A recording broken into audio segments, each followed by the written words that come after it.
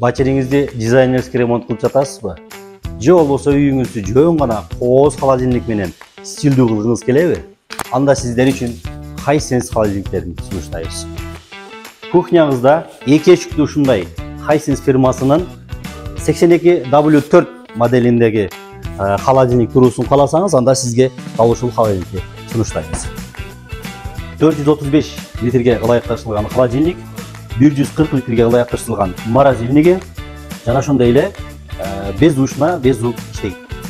Бул холодильниктин дагы бир өзгөчөлүгү достор, өзүндө диспенсер бар. Бул жерден жайкы кезде, күн ысык кезде сууну куюп коесуздар дагы.